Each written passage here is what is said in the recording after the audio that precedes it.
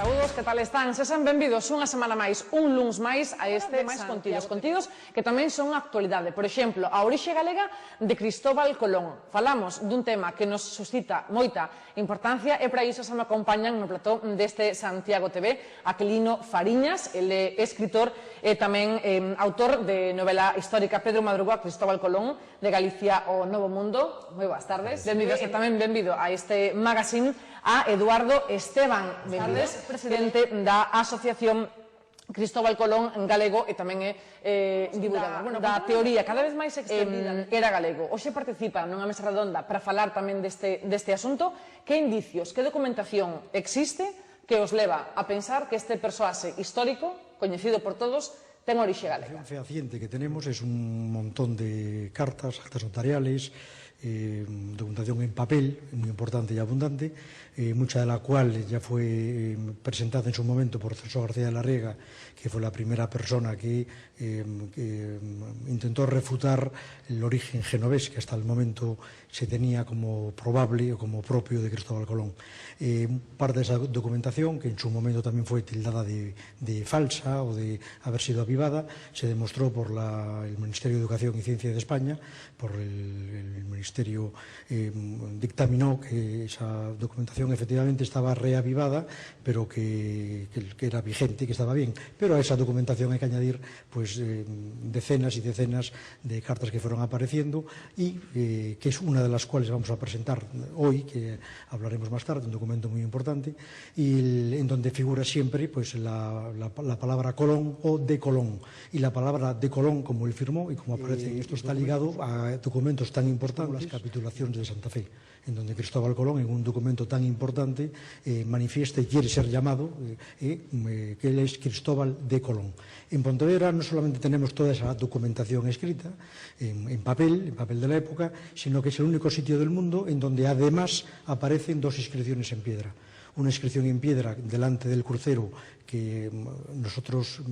relacionamos con la casa natal de Cristóbal Colón en Porto Santo, Pollo, y una inscripción que aparece a principios del siglo XVI en la iglesia de Santa María de Pontevedra, una iglesia ligada a los mariantes, a los gremios del mar, al comercio marítimo, en donde al retirar una capilla de madera aparece en piedra un documento fundamental,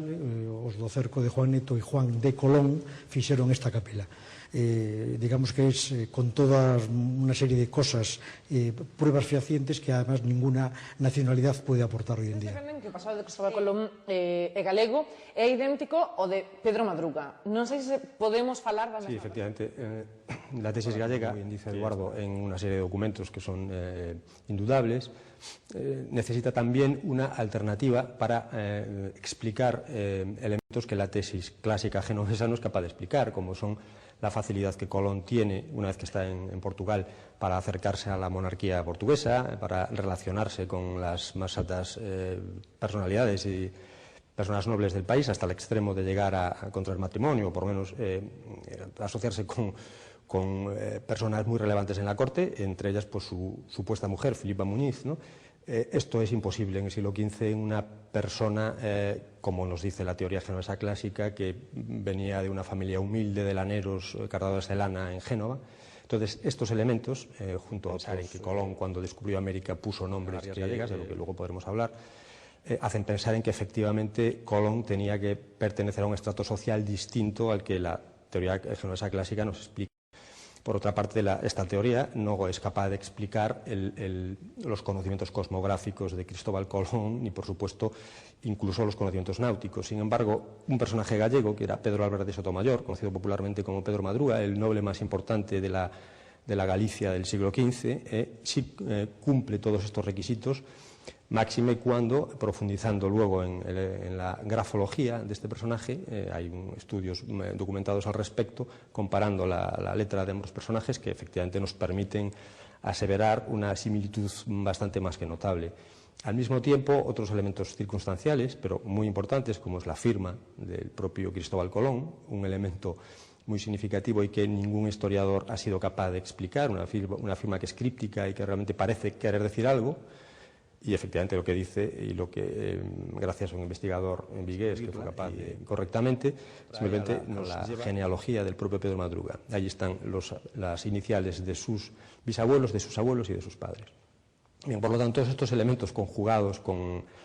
estos documentos a los que ha hecho mención Eduardo, sin duda nos acercan al perfil de un noble gallego que nació en Pontevedra, que tenía una relación íntima o por lo menos cercana a los estamentos marítimos, y este personaje es Pedro Álvarez de Sotomayor, que pertenecía a una familia noble de Pontevedra, muy vinculada al mar y por supuesto muy vinculada a Portugal por cercanía geográfica. Ademais, dicía vostede, en América,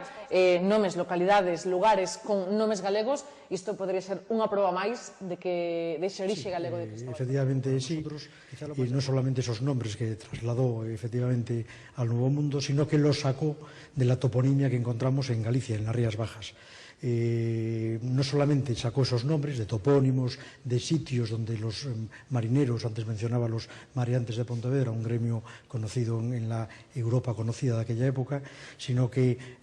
Colón fue bautizando nuevos sitios siguiendo incluso el mismo orden lógico que tienen en las rías gallegas. Recientemente, prueba de este magno acontecimiento que ya es desvelado desde hace mucho tiempo por diferentes investigadores que se dedican al tema de Cristóbal Colón gallego, la Autoridad Portuaria de Marín y Ría de Pontevedra ha editado una carta oficial de navegación, una carta que está colgada en su página web, y donde se pueden consultar, en este caso, los de la Ría de Pontevedra, dando ellos fe cierta de cada uno de los puntos, y que siguen utilizándose hoy en día con ese nombre, aún para la navegación de bajura ou para a navegación de recreo. Entendo que levan moitos anos de estudo, de investigacións para intentar demostrar que era galego. Tese, como viñan apuntando, de que Cristóbal Colón tiña outra nacionalidade. Non sei se en algún momento da historia poderemos afirmar que Cristóbal Colón era galego, digamos, que nos libros de historia, nos libros de texto, aparecerá a orixe galega de Cristóbal Colón. Esa determinación? Bien, la teoría clásica habla de todo esto, tiene que ver realmente con el impulso que el propio gobierno italiano a finales del siglo pasado, o del anterior, mejor dicho, del siglo XIX, pues intentó, coincidiendo con el cuarto centenario del descubrimiento de América, pues potenciar y recopilar todos los elementos dispersos que hablaban de un posible origen genovés de Cristóbal Colón, origen genovés que por otra parte se disputaban muchas otras ciudades de Italia, Savona, Piacenza, etcétera, ¿no? Entonces, bueno, el gobierno italiano hizo una recopilación que llamó La Raccolta y que en 1892 y que, bueno, realmente se convirtió en la obra que en principio significó una sedimentación pseudo-definitiva del origen genovés, ¿no? Luego, a partir de ahí, en época de Mussolini, pues el gobierno italiano tuvo un gran interés en profundizar, incluso hasta el extremo de llegar a promulgar un decreto por el que se hacía indubitada la realidad genovesa de Colón, quizás unido un poco a la desidia, a cierto conformismo de la historiografía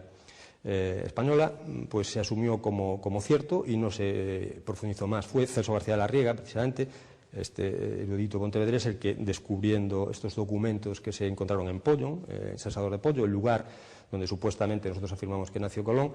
el que reactivó una teoría, que es la gallega, que a partir de entonces no ha hecho más que ir sumando elementos ilustrativos y demostrativos de esta posibilidad más que real del nacimiento de Cristóbal Colón. En el futuro, cómo se desarrollaron los acontecimientos, es difícil saberlo, pero desde luego nosotros estamos intentando, y un ejemplo es lo que hoy vamos a hacer en la Facultad de Derecho de Santiago, presentando un documento trascendente, que creo que Eduardo puede hablar perfectamente de él, y que corrobora una vez más de elementos que van poco a poco detalle la teoría del nacimiento gallego de Cristóbal Colón. Que se presentan vostedes na Universidade de Santiago de Compostela, nesa Facultade de Dereito, unha das moitas accións que levan a cabo dende a súa asociación para intentar demostrar que Cristóbal Colón era galego. Non sei que nos pode decir dese documento. Es un documento conocido en la historia, pero que por circunstancias de la vida se perdió. Se perdió antes de su publicación. Entonces, aunque se sabe el contenido, se sabe la transcripción del mismo, digamos que quedó invalidada como prueba desde el momento que no había posibilidad de comprobar con el documento, con una imagen del documento. Lo que vamos a presentar hoy es una imagen del documento, una fotografía por dos caras, una fotografía de la época, que, digamos, creemos que hermana de la perdida, que se encontraba en perfectas condiciones y que nos ha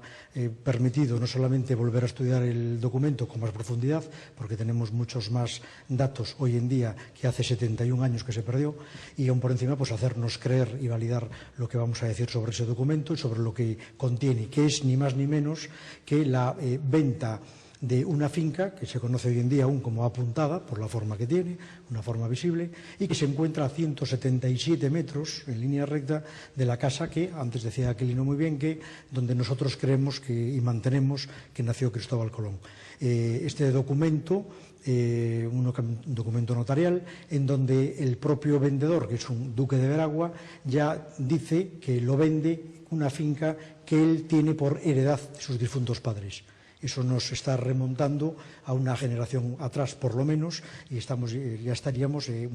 mucho más próximos a lo que es la época del descubrimiento. Pues Eduardo. Que es importante que el duque de Veragua es Colón. O sea, todos los descendientes de Colón, en línea directa, sucesoria, han heredado el título de duque de Veragua. El hecho de que el duque de Veragua, en 1796 creo que fue, vendiese esa finca que él había heredado de sus antecesores, sin saber cómo, pero que la había heredado por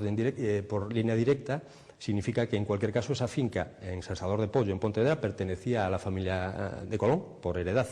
Es difícil explicar cómo Colón podía, o la familia Colón podía ser propietaria de esa finca hasta el extremo de llegar a venderla,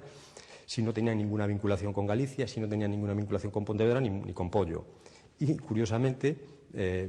esa finca está al lado del lugar donde Celso García de la Riega encontró los documentos que hablaban de una familia Colón asentada en Pontevedra, etcétera. Es un elemento, yo creo que de prueba bastante significativo. Por ese descubrimiento, por presentar el documento, e a seguiramos asegurarse con total certeza que Cristóbal Colón era galego. Vamos por aquí pronto para que nos sigades contando novas historias respecto a esa orixe galega de Cristóbal Colón.